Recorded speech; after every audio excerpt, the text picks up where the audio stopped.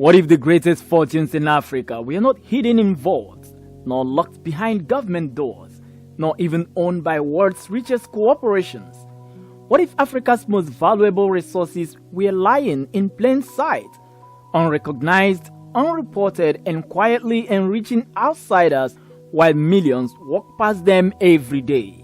Today we dive into a world rarely talked about: industries generating billions of dollars, yet whispered about only in backrooms, offshore accounts, and foreign boardrooms. These are Africa's silent billion-dollar gold mines, the invincible engines driving wealth out of the continent faster than it can be created. And once you learn the truth, you will never look at Africa's natural wealth the same way again.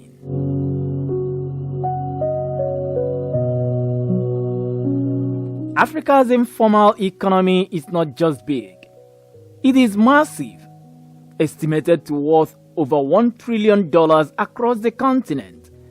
But beneath that trillion-dollar surface lie hidden sectors pulling extraordinary numbers without ever hitting official statistics. These silent gold mines employ millions, yet the revenue hardly circulates within Africa. Call it shadow wealth, call it invisible growth. Whatever the name, it is Africa's biggest economic paradox. You've heard of gold, copper, and oil, but did you know Africa's scrap metal sector quietly generates an estimated $8 to $12 billion annually? From old car shells in Lagos, to discarded ship parts in Mombasa, to railway debris in South Africa, foreign buyers scoop them up, melt them down, and resell them at enormous margins abroad. For many communities, it is survival income. For global industries, it is a billion-dollar jackpot. Yet, most African governments barely tap into the potential because the trade is informal, chaotic, and largely unregulated, a silent gold mine, leaking value every hour.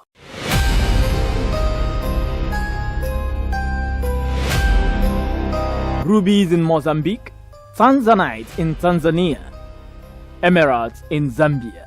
These stones combined generate over $3 to $5 billion in unofficial trade each year.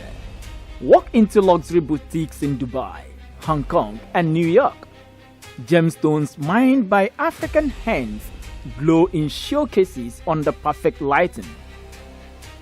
But miners rarely see the real value. Middlemen and foreign companies dominate processing, certification, and global retail chains. Africa digs the stones, others cash the checks, until the continent gains control of value addition. These gold mines will continue enriching the world while impoverishing its origin. Africa's wildlife is one of the greatest natural assets on the planet. But here is the shocker: the continent earns only about 5% of the global $250 billion wildlife economy.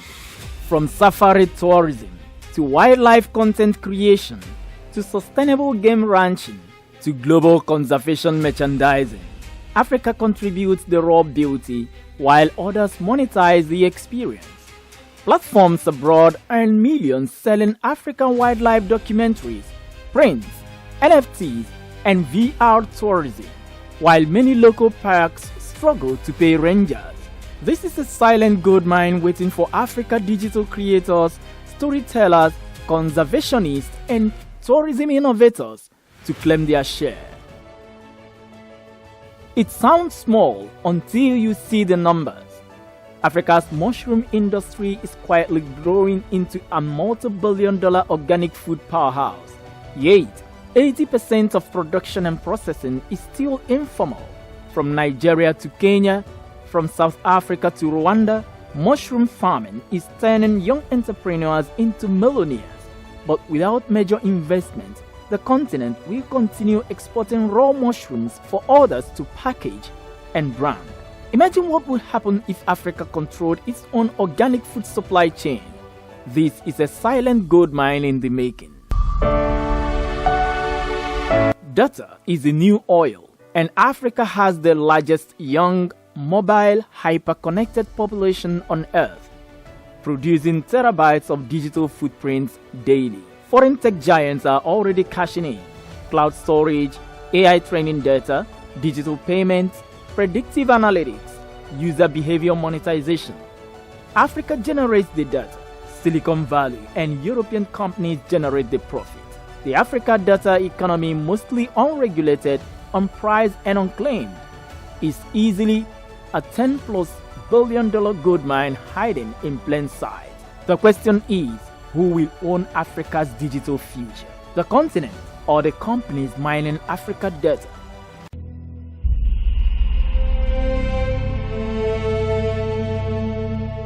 Africa has over 30,000 kilometers of coastline and some of the richest waters on Earth. Yet, the continent earns only a fraction of what its oceans are worth. Illegal fishing alone drains $10 to $20 billion annually from the continent, silently. Add aquaculture, renewable marine energy, maritime transport, seaweed farming, and underwater mining. The African blue economy could surpass $300 billion, but remains grossly underdeveloped. This is perhaps the largest silent gold mine of them all. The real question: why are these gold mines silent? 3 reasons are responsible. 1.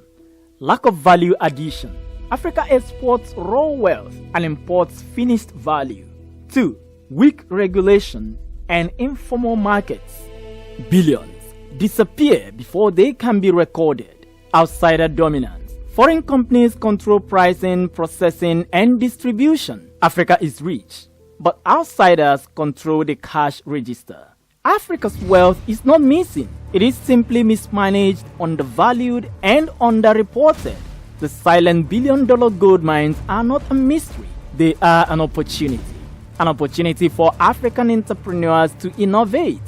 An opportunity for African governments to regulate smarter. An opportunity for African creators to own their narratives and for Africa's citizens to demand transparency, fair trade, and accountability. If Africa must rise, it will not rise on charity. It will rise on the strength of resources it already has, seen and unseen. This is Kann Media Group. And if you believe Africa deserves its own wealth, its voice, and its future, hit the like button. Share this documentary and subscribe, because the more people know, the faster the continent moves towards real economic freedom. Africa's silent gold mines won't stay silent forever. Not if we expose them, explore them, and claim them. Thanks for watching.